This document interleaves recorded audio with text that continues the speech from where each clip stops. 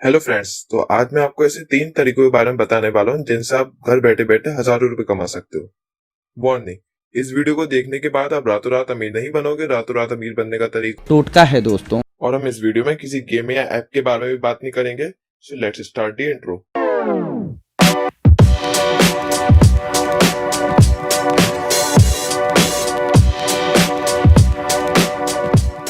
यहाँ पे हमारा सबसे पहला तरीका आ जाता है ब्लॉगिंग कर ब्लॉगिंग कर आप बहुत सारे पैसे अर्न कर सकते हो। ब्लॉगिंग स्टार्ट करने के लिए आपके पास एक ईमेल एड्रेस होना चाहिए, एक ब्लॉगर का अकाउंट होना चाहिए और एक डोमेन होना चाहिए। ब्लॉगिंग स्टार्ट करने के लिए आपको सबसे पहले ब्लॉगर पे साइन अप करना होगा। साइन अप आप अपने जीमेल या ईमेल अकाउंट से कर सकते हो। साइन अप करने के बाद आपको अपना फर्स्ट ब्लॉग क्रिएट करना है और ब्लॉग क्रिएट करने के बाद आपको अपना डोमेन उससे लिंक करना होगा। डोमेन आप कहीं से भी बाय कर सकते हो, लेकिन डोमेन बाय करने की सबसे अच्छी वेबसाइट है जी सूट, फ्रीनॉम और गोडैडी। ये सब करने के बाद आपको अपने ब्लॉग पे एड्स लगाने होंगे और गूगल के एड्स लगाने के लिए आपको अपने ब्लॉग को गूगल एडसेंस के पास वेरिफिकेशन के लिए भेजना होगा। अब वेरिफिकेशन के टाइम बहुत से लोगों का अकाउंट रिजेक्ट हो जाता है क्योंकि वो अपने ब्लॉग को बनाने के कुछ टाइम बाद ही गूगल एडसेंस के पास वेरिफिकेशन के लिए भेज देते। वेरिफिकेशन के लिए सेंड करने से पहले आपको ये इंश्योर कर लेना होगा कि आपके ब्लॉग पे कम से कम 15 पोस्टें हुई हैं जिनको आप जितना यूनिक रख सकते हो उतना यूनिक रखो और आपके ब्लॉग पे 1000 व्यूज पर मंथ के आसपास व्यूज आ रहे हो। इनसे आपका अकाउंट रिजेक्ट होने के चांसेस बहुत कम हो जाते हैं और जब आपका अकाउंट वेरीफाई हो जाए तो आप अपने ब्लॉग पे एड्स लगा के अपनी अर्निंग को स्टार्ट कर सकते हो।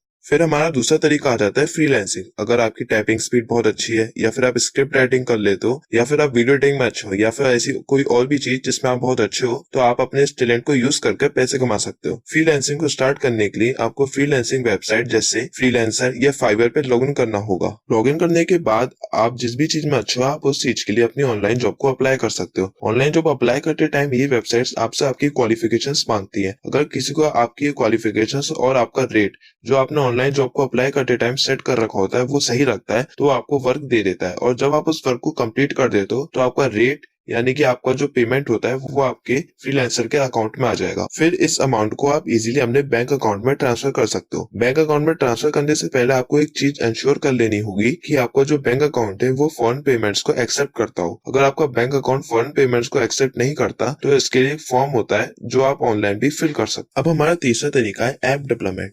ऐप डेवलपमेंट के कुछ बेनिफिट्स भी हैं, जैसे कि आपको अपने ऐप में एड्स लगाने के लिए ब्लॉगर की तरह उसे गूगल से वेरीफाई नहीं करवाना होगा। आप अपने ऐप में डायरेक्टली एड्स लगा सकते हो। बस आपको गूगल के एडमोब अकाउंट में लॉग इन कर एड यूनिट को क्रिएट कर उसका कोड अपने ऐप में ऐड करना होगा और ऐप डेवलपमेंट में कोई इन्वेस्टमेंट भी नहीं लगता। आपकी अर्निंग तुरंत स्टार्ट हो जाती है। ऐप डेवलपमेंट को स्टार्ट करने के लिए आपको अपने कंप्यूटर में सबसे पहले एंड्रॉइड स्टूडियो को इंस्टॉल करना होगा, जिसे आप androidstudio.com से फ्री में डाउनलोड कर सकते हो। उसके बाद आपको कुछ प्रोग्रामिंग लैंग्वेजेस आनी जरूरी है।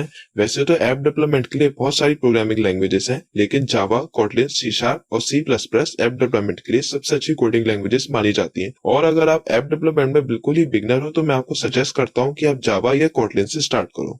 आप इन लैंग्वेजेस को सीखने के लिए ऑनलाइन कोर्सेज भी डाउनलोड कर सकते हो और आपको इन लैंग्वेजेस के ट्यूटोरियल यूट्यूब पे भी मिल जाएंगे। अब यहाँ पे कई लोग ऐसे भी होंगे जो ऐप डेवलपमेंट में बिल्कुल ही बिगनर होंगे।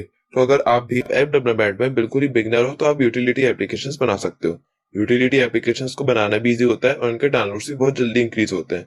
यूटिलिटी एप्लीकेशंस में file manager, calculator, zip extractor, PDF viewer जैसी एप्लीकेशंस आती हैं। इन एप्स के अलावा आप किसी भी वेबसाइट का वेब ऐप भी बना सकते हो। वेब ऐप बनाते टाइम आपको दो चीजों का ख्याल रखना होगा। पहली चीज है वेबसाइट की पॉलिसीज। अगर वेबसाइट की पॉलिसीज आपको वेब ऐप बनाने की परमिशन देती हैं तो आप फ्रीली बना सकते हो। अगर वेबसाइट की पॉलिसीज आपको परमिशन नहीं देती तो आप पे कॉपीराइट का केस पड़ सकता है। और दूसरी चीज है, आप जिस भी वेबसाइट का वेब ऐप बना रहे हो वो वेबसाइट रिस्पॉन्सिव हो। अगर वेबसाइट रिस्पॉन्सिव होगी तो कंप्यूटर में कुछ अलग तरीके से खुलेगी और फोन में कुछ अलग तरीके से खुलेगी। और अगर वेबसाइट रिस्पॉन्सिव नहीं है तो वेबसाइट कंप्यूटर में देखने में तो ठीक लगती है, लेकिन फोन में वेबसाइट के लेआउट्स खराब हो जाते हैं जिनसे वेबसाइट का लुक खराब हो जाता है। और अगर आप ऐसी किसी वेबसाइट का वेब ऐप बनाते हो तो इससे आपका ऐप दिखने में भी अच्छा ही लगेगा और ये चीज आपकी ऐप की रेटिंग्स को भी डाउन कर सकती है। वेब ऐप की एक्सप्लेनेशन के साथ हमारे तीनों टॉपिक्स खत्म हुए। अगर आपको वीडियो अच्छी लगी हो तो वीडियो को लाइक कर देना और ऐसी टेक रिलेटेड कंटेंट के लिए चैनल को सब्सक्राइब कर देना।